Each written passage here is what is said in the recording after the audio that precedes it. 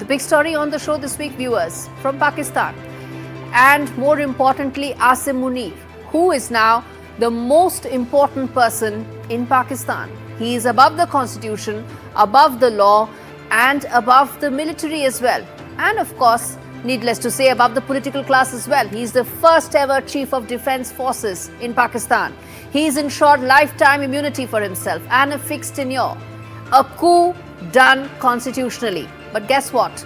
He has a problem and a big headache. And that problem and headache goes by the name of Imran Khan. There have been massive protests across Pakistan because there are now many who believe that there is no proof of life for Imran Khan. He has been incarcerated with absolutely no proof that he is even alive or not. I'm going to tell you why this fight between Asim Munir and Imran Khan is personal. But first up, listen in to the family of Imran Khan who's saying, well, there is no way to know whether the former Prime Minister is even alive or not. Listen in. इनको नहीं पता कि वो तो सियासतदान थे, इमरान खान एक leader हैं। इमरान खान रेगुलर पॉलिटिशियन नहीं है।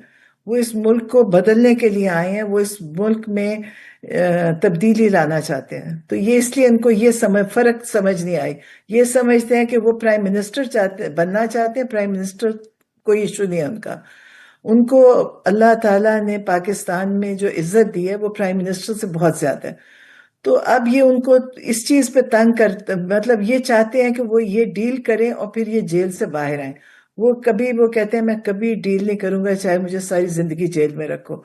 In 2019, it was Asim Munir who had Imran Khan who had dismissed Asim Munir as the ISI chief because of corruption allegations against Bushra Bibi. So it is personal between the two leaders. And what has happened 6 years later is that now there is a genuine concern amongst Imran Khan's party leadership that the leader may not be alive or at least is being tortured, and there is a serious threat to his life. Now, why is this such a big headache for Asim Munir? Well, viewers, Asim Munir now has to decide whether to release Imran Khan or not, or even release a video. And I'll tell you why. If a video goes out, or if Imran Khan walks out of jail, then he galvanizes the public against Asim Munir. But if he stays behind, remains incarcerated, then he'll continue to become bigger as far as a leader within the Pathan community. His stature is already very significant, particularly amongst Pathan community, and that will rise further. And that will mean more problems for Asim Munir because he is facing and battling that big Pakistan-Afghanistan issue where Pathans on both sides of the border, viewers, feel that they are being targeted by the Punjabi military. It's the Punjabi-dominated military in Pakistan, and the Pathans feel that they are being tormented. Listen in to the Chief Minister of Khyber Pakhtunkhwa, the region where Pathans are dominant and ISI's writ runs the weakest. Listen in. अदालती अहकामात होने के बावजूद बार बार जो है वहाँ chief justice of Pakistan को call करने के बावजूद, वहाँ इस्लामाबाद हाई कोर्ट के चीफ जस्टिस से मिलने के बावजूद, वजीर आजम को बताने के बावजूद, कौमी असम्बली से करारदाद पास करने के बावजूद, सूबाई असम्बली से करारदाद पास करने के बावजूद भी एक सूबे के चीफ एग्जीक्यूटिव को उसके लीडर, उसके कायद जनाब इमरान खान साहब से मिलने नहीं दिया जा रहा था। और मेरा ये तमाम तर जो लवाजमात थे, जो आईनी और कानूनी रास्ते थे, जो ये ऑप्शंस थे, ये इसलिए मैं कर रहा था कि मैं दुनिया को दिखाऊं कि पाकिस्तान तहरीक इंसाफ का हमेशा से एहतजाज जो है वो आखिरी ऑप्शन रहा है, पुरअमन एहतजाज। And that's the crux of the problem. Asim Munir is now dreading the Pathan resentment against the Punjabi hegemony, not just in Khyber Pakhtunkhwa, but also in Balochistan. And a problem that he has no solutions for. Asim Munir's iron-fisted rule, brought about by constitutional amendments, viewers, may unravel sooner than many know. To talk more on this, I have Rakesh Sood, the former ambassador of India to Afghanistan. Ambassador Sood, let me start by asking you, how do you see the Pakistan-Afghanistan problem in the wake of all the uncertainty and volatility that's happening in Pakistan? I think the Pakistan-Taliban problem is something that is quite apart from any volatility that is happening in Pakistan. That was there during the 1990s, and it has been there for quite some time. Since 2022, there have been 2 attempts by the Taliban government in Kabul try and broker a ceasefire with the Tehreek-e-Taliban in Pakistan, commonly known as the TTP. But this is to permit talks with the Pakistani military.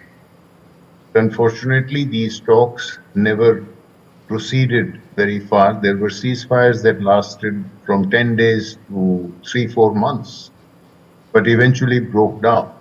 So for the last 6 months, we've seen that Pakistani military has decided to take action, not just along the border where they think that the TTP camps are, Yes. but also at some of the TTP leaders, including in Kabul. So that has nothing to do with whatever are the internal disturbances in Pakistan. Which brings me to ask you, sir, that how do you see this as far as Asim Munir's options are concerned? What are his options right now to ensure that this doesn't, escalate into a bigger conflict?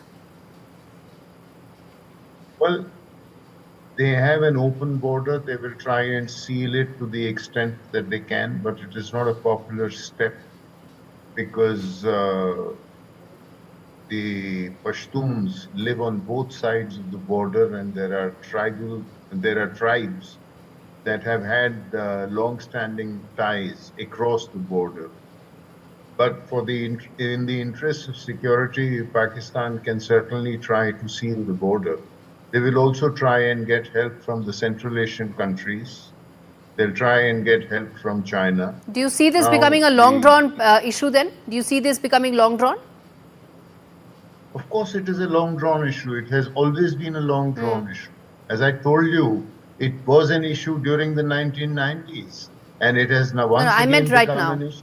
I meant right now. Yes, it will become an issue because it is only the issue emerged 6 months after the Taliban went into Kabul. As long as the Taliban were dependent and they were not in Kabul, they were dependent on the ISI for support and safe havens. Once now they had their own country. Yes. Now they are not. So therefore, they are no longer dependent on the Pakistani military. And so therefore, their approach, which is ideological, unfortunately, the world was deluded into believing that there was a Taliban 2.0. And this delusion was promoted by the Americans first and foremost, and all the West, and also Pakistan. The truth is that there is no Taliban 2.0. It is ideologically identical to the Taliban 1.0. And so therefore, once the Taliban are back in Kabul, in their own territory, they have fought together with groups from TTP, from groups. There are about 20 different militant groups living in Afghanistan who have fought together with the Taliban. Obviously, they are not going to hand them over to Pakistanis or to the Uyghurs, to the Chinese, or the Tajiks to the Tajikistan authorities or anything like that. Absolutely. No, they won't. And I think that is where the real struggles are going to begin for Asim Munir. I'm going to leave it there. Pastor Sood, thanks much for joining us on India Sense.